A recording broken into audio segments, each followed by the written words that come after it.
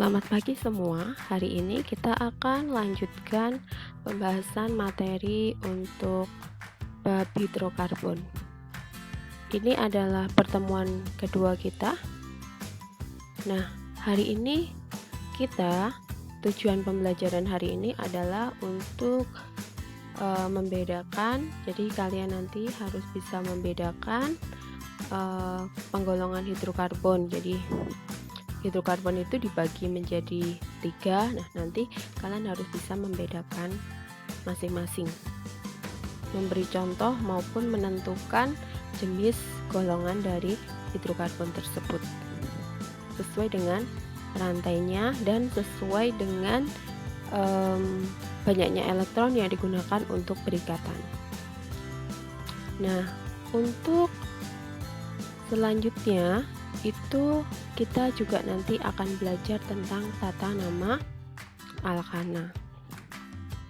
Baik, kita akan mulai dari penggolongan hidrokarbon. Penggolongan hidrokarbon itu dibagi menjadi 3. Nah, penggolongan ini berdasarkan pada bentuk rantai karbonnya. Hidrokarbon itu dapat digolongkan menjadi 3, yaitu alifatik, alisiklik, dan aromatik. Apa bedanya? Jadi, kalau alifatik itu bentuk rantainya terbuka. Kalian bisa perhatikan di sini ya. Di sini C, semua C yang ada di sini semuanya terbuka. Jadi antara C itu nggak ada nih yang semuanya berhubungan terus jadi satu melingkar gitu, nggak ada. Nah, itu namanya adalah alifatik. Kenapa? Karena rantai C-nya terbuka. Selanjutnya adalah alisiklik. Ini alisiklik yang di sebelahnya ini rantainya dia berbentuk melingkar. Alisiklik. Siklik itu kan artinya melingkar. Nah, seperti ini. Jadi antara C dan C-nya itu semua berhubungan. Kalau yang alifatik kan ada C yang kepisah nih. Jadi yang di bawah sama yang di atas ini sama-sama ujung, dia tidak berhubungan lagi atau tidak ada garis antara C dan C. Tapi kalau ini semua C-nya berhubungan semua. Semua ada garis antar C dari antara C itu kayak nggak ada yang terbuka gitu, jadi dia melingkar. Satu lagi adalah aromatik. Aromatik ini cirinya bagaimana? Aromatik ini cirinya dia ada ikatan rangkap yang selang-seling. Nah, ini ikatan rangkapnya selang-seling. Apakah posisi ikatan rangkap selalu di sini? Tidak. Jadi posisi ikatan rangkap ini bisa berubah nih, bisa di sebelah sini, terus sebelah sini. Jadi yang kosong-kosong ini sebenarnya bisa diisi ikatan rangkap. Tetapi syaratnya memang harus selang-seling. Kenapa? Karena dia bisa berpindah gitu loh, ikatan rangkapnya bisa berpindah atau bisa mengalami resonansi namanya.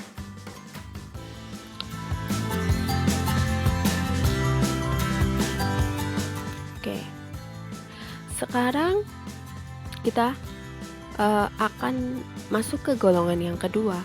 Golongan yang kedua itu adalah jika ikatan karbon. Jadi kita lihat ikatan antar C-nya. Ikatan antar C-nya itu dia menggunakan berapa elektron gitu ya. Jadi berapa pasangan elektron yang digunakan untuk berikatan. Jika semua ikatan karbon-karbon merupakan ikatan tunggal, artinya kalau ikatan tunggal ini ada satu elektron dari C dan satu elektron lagi dari C yang satu lagi, maka dianggap sebagai hidrokarbon jenuh. Jika terdapat satu saja ikatan rangkap, berarti ini menggunakan dua elektron. Jadi 2 elektron dari C dan 2 elektron juga dari C. Nah, kalau membentuk ikatan dia akan jadi 2 garis atau akan membentuk ikatan rangkap. Nah, ada juga membentuk ikatan rangkap 3, 1, 2, 3. Nah, ini gambarnya nggak lengkap ya. Jadi sebenarnya di sini ada ikatan rangkapnya 3. Jadi garisnya ada 3. Nah, seperti ini. Seperti yang di Propuna ini. Nah, itu disebut tak jenuh. Jadi kalau ikatannya dia itu tunggal, itu jenuh. Kalau rangkap, mau rangkap 2 ataupun rangkap 3, itu disebut tak jenuh. Jadi seperti itu. Kita perhatikan contoh di sini antara C, C dan C. Ini adalah ikatan tunggal. Berarti dia termasuk hidrokarbon jenuh.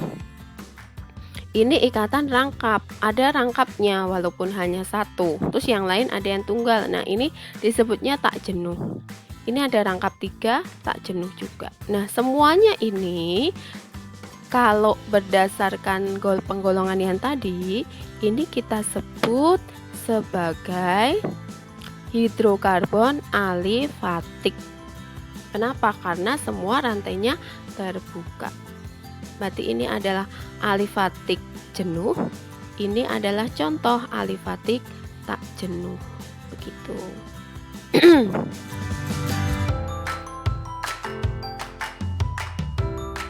Oke, baik. Kita akan masuk ke alkana. Apa itu alkana? Alkana merupakan hidrokarbon alifatik jenuh. Jenuh. Berarti ada kata jenuh. Kalau ada kata jenuh, berarti ikatannya tunggal, yaitu hidrokarbon dengan rantai terbuka dan semua ikatan karbonnya merupakan ikatan tunggal. Nah, bisa diperhatikan di sini. Ini ada rumus elektron, berarti di sini ada berapa elektron? Seperti waktu kelas 10 kita sudah belajar tentang struktur Lewis. Terus di sini ada rumus bangunnya, terus ada model Molimod, terus ada rumus molekulnya dan ada namanya. Nah, seperti ini Ibu rasa untuk ini nggak perlu dijelasin lagi. Jadi ini garis-garis ini kan hanya menunjukkan elektron yang digunakan untuk berikatan saja. Nah, ini rumus molekulnya, terus ada nama senyawanya. Nama senyawanya nanti kita belajar 1 sampai 10 ya, dari metana, etana, propana gitu. Nah, ini adalah suku-suku pertama. C-nya 1, C-nya 2, C-nya 3 dan selanjutnya.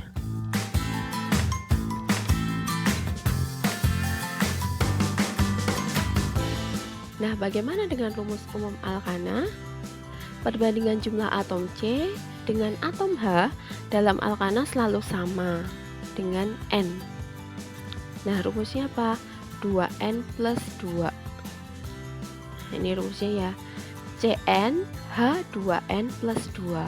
Artinya, misalkan ya, N-nya itu 2, berarti C2H 2 kali 2, 4 ditambah 2, 6. Berarti C2H6. Kalau C3 berapa? C3H8. Tinggal ikuti rumus yang ada di sini saja kalau kalian lupa. Bu, kalau C-nya 1 berapa ya hanya? Oh ya udah, ikutin rumus umum ini. Kalau C-nya 5 berapa ya hanya? Oh, ini berarti C-nya 5, hanya berapa? Hanya 12 karena 2N plus 2 gitu. Nah, apa itu deret homolog? Deret homolog adalah suatu kelompok senyawa karbon dengan rumus umum yang sama dan sifat yang mirip. Nah, itu disebut sebagai deret homolog. Kita lanjut ke tata nama alkana. Baik, sebelum sampai ke tata nama alkana, itu deret homolog itu ya, misalkan deretnya itu urutan. Jadi kalau diminta menulis deret homolog atau nama homolog itu berarti kalaunya CH4, C2H6, terus C3H8, C4H10 begitu. Jadi dari metana, etana, propana, butana, pentana, heksana, hektana, oktana, nonana, dekana gitu. Baik, kita lanjut ke tata nama. Tata nama alkana. Penamaan sio karbon perlu sistem tertentu dan hal ini telah diatur oleh Komisi Tata Nama dari Himpunan Kimia Sedunia atau disebut IUPAC, International Union of Pure and Applied Chemistry. Nama yang diturunkan dengan aturan ini disebut nama sistematis atau nama IUPAC. Nah, ini yang Ibu maksud tadi ya. Jadi ini urutannya dari metana sampai dekana. Nanti silahkan dipelajari lebih lanjut. Lama-lama juga kalian akan hafal dengan sendirinya.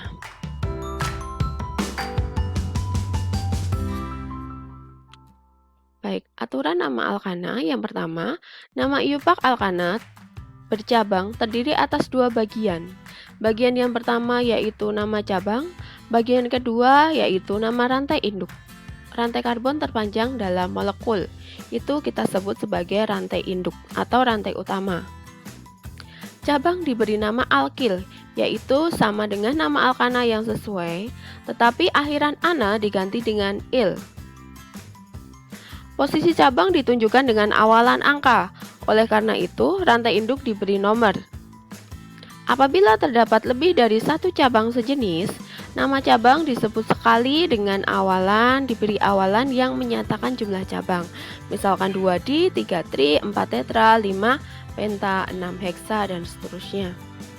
Apabila terdapat lebih dari satu jenis cabang, maka cabang-cabang tersebut ditulis sesuai dengan aturan atau sesuai dengan urutan abjad. Baik, kita langsung perhatikan. Nah, berdasarkan aturan-aturan dan beberapa contoh tersebut, penamaan alkana bercabang dapat dilakukan dengan mengikuti langkah berikut ini. Yang pertama, kalian harus memilih dulu rantai induknya atau rantai utama. Rantai induk itu apa? Adalah rantai terpanjang yang mempunyai cabang terbanyak. Jadi harus cari rantai yang terpanjang. Selanjutnya, penomoran dimulai dari salah satu ujung sehingga cabang mendapat nomor terkecil. Ujungnya nggak harus dari depan, boleh dari belakang, boleh dari bawah, boleh dari atas. Yang penting cabang itu harus dapat nomor yang kecil. Penulisan nama dimulai dengan nama cabang atau cabang-cabang sesuai urutan abjad, kemudian diakhiri dengan nama rantai induk. Posisi cabang dinyatakan dengan awalan angka. Antara angka dengan angka dipisah dengan tanda koma. Ini wajib ya, wajib diikuti aturan ini. Dan antara angka dengan huruf dipisahkan dengan tanda jeda atau tanda garis, tanda hubung begitu. Nah, ini contohnya ya. Ini contoh. Kita pilih rantai yang terpanjang. Mana rantai yang terpanjang? 1, 2, 3, 4, 5, 6. Ada 6. Kalau dari sini 1, 2, 3, 4, 5, 6. Sama aja. Boleh nggak kalau misalkan dari ujung? Boleh. Cuma namanya nanti berbeda ya. Kalau kita ikutin yang dari sini, dari bawah. Nah, cabang ini kan ada di sebelah sini 1, sebelah sini 1, dan di sini juga ada. Nah, kalau begitu berarti kita harus cari supaya cabang itu dapat nomor kecil. Berarti ini nomor 1, ini nomor 2, nomor 3, 4, 5, dan 6. Ini namanya apa? Ini namanya adalah di cabang nomor 2 ini ada CH3. CH itu kan CH3 itu kan asalnya dari CH4. CH4 itu kan metana. Nah, kan diganti il berarti jadi metil. Ini metil, ini juga metil. Terus ya di sini kan dari etana. Etana jadi apa? Jadi etil. Terus rantai induknya apa paling panjang? Oh, jumlahnya 6, berarti heksana. Terus namanya apa?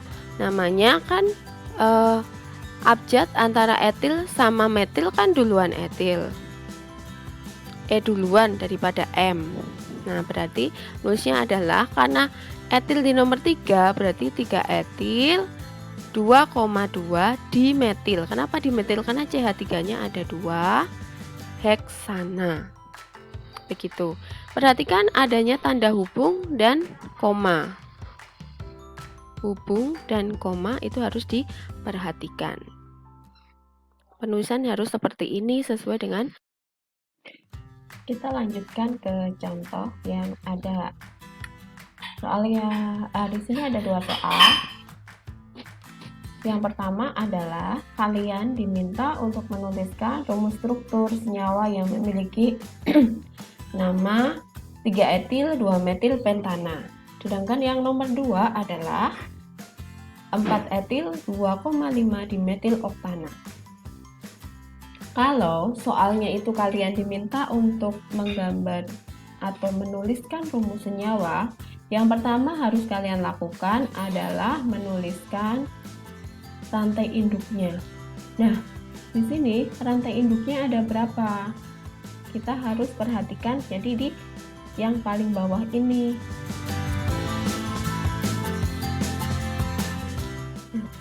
Yang paling bawah itu kan ada kata pentana. Nah, berarti kan C-nya 5. Makanya dibuat 1, 2, 3, 4, 5. Terus mau kasih nomornya bebas sih, mau dari mana aja, dari depan atau dari belakang boleh. Mau dari belakang, kalau ini kan contohnya dari depan 1, 2, 3, 4, 5. Kalau mau dari belakang juga boleh, jadi nggak masalah depan ataupun belakang. Terus itu disebutkan bahwa di nomor 2 ada metil. Nah, berarti di nomor 2 itu ada CH3. Tulis aja dulu CH3-nya. Nah, selanjutnya di nomor 3 itu ada etil. Etil boleh ditulis CH2CH3 atau langsung ditulis C2H5 juga boleh. Jadi tinggal ini aja disesuaikan aja kalian pengen nulisnya seperti apa gitu. Itu bebas sih, mau CH2CH3 atau C2H5 juga boleh begitu. Nah, kalau sudah yang terakhir itu tinggal kalian lengkapin aja hanya. Caranya gimana? Lalu tanamkan bahwa C itu bisa mengikat 4. Berarti kalau udah dipakai 1, ya sisanya berapa? Tinggal ditambahin sejumlah hanya gitu. Bagaimana dengan yang soal B? Di soal yang B itu rantai utamanya oktana, makanya kita buat 8. Bu, saya nggak pengen buat rantainya lurus, saya pengen buat rantainya ke bawah atau ke atas, atau mau dibuat kayak misalnya mau buat kayak huruf U atau bagaimana gitu. Huruf U gini boleh, mau buat boleh, jadi bebas. Nah, di situ pada nomor 4 itu diberi cabang etil. Nah, ini kan udah dinomorin nih. Nomor 4 ada etil CH2 CH3. Terus di nomor 2 itu ada CH3, terus ada di nomor 5 juga CH3. Terus tinggal lengkapin hanya. Nah, udah jadi struktur yang atau rumus struktur senyawa yang pengen dibuat. Begitu. Baik, kita akan lanjutkan. Nah, ini kalian diminta ngecek nih, penamaan itu benar atau tidak? Benar atau salahkah penamaan berikut? Apabila salah, nyatakan kesalahannya. Kemudian tuliskan namanya yang benar. Yang A itu 4 metil pentana. 4 metil pentana. Kalau kita gambar ya, ini kan rantai utamanya kan pentana. Kalau kita gambar berarti kan 5. Terus di nomor 4. Nah, nomor 4 di sini. Aturannya bagaimana? Aturan pemberian nomor pada cabang itu kan harus dapat nomor yang kecil ya. Nah, ini dikasih nomor 4. Nggak boleh ya. Harusnya dapat nomornya 2. Jadi penomorannya bukan dari depan, tapi dari belakang. Jadi yang benar bukan 4 metil pentana, tapi 2 metil pentana. Selanjutnya yang B, 2 etil propana. Propana itu C-nya 3. Terus di nomor 2 ada etil, CH2CH3. Berarti rantai utamanya bagaimana? Rantai utamanya ya pilih yang paling panjang.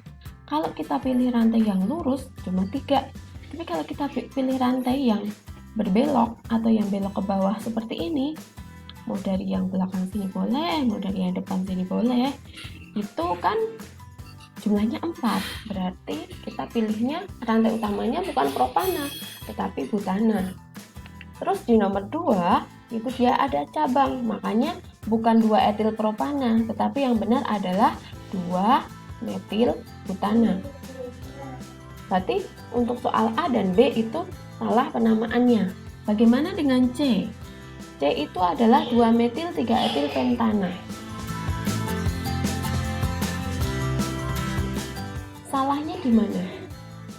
Kalau ini jelas salah, kenapa? Karena abjadnya itu yang duluan, E sama M itu kan duluan, E itu harusnya ditulis di depan.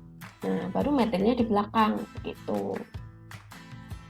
Jadi dari penulisan nama aja dia udah salah.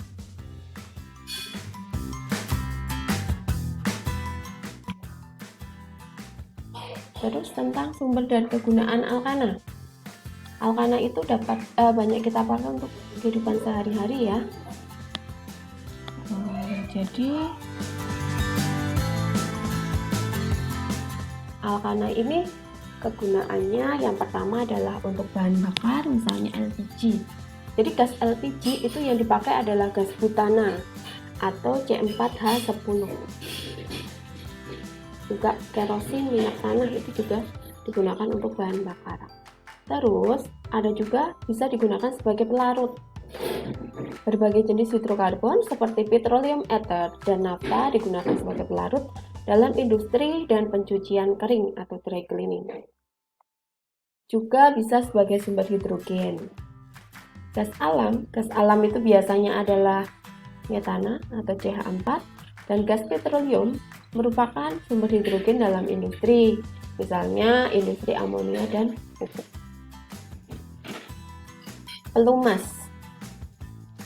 Pelumas atau oli. Pelumas adalah alkana suku tinggi. Kenapa disebut cukup tinggi? Karena C-nya banyak. Sebanyak apa? Tuh ada jumlahnya sampai 18. Jumlah atom C tiap molekulnya cukup besar, makanya disebut. Selanjutnya ke bahan baku untuk senyawa organik. Minyak bumi dan gas alam merupakan bahan utama untuk sintesis berbagai senyawa organik seperti alkohol dan asam cuka. Nah, ini beda dengan alkohol yang biasa dipakai untuk minuman ya. Kan ada beberapa minuman yang mengandung alkohol. Nah, alkohol yang dimaksud di sini itu adalah alkohol yang memang diproduksi secara khusus untuk industri ataupun untuk diminum itu dari fermentasi buah biasanya. Kadarnya juga tidak begitu tinggi. Kalau alkohol yang dibuat di industri atau untuk keperluan industri itu bisa sampai 96%. Tapi kalau yang untuk minuman ya di bawah 10%. Gitu. Terus alkana juga bisa digunakan sebagai bahan baku industri berbagai produk seperti plastik, deterjen, dan karet sintetis.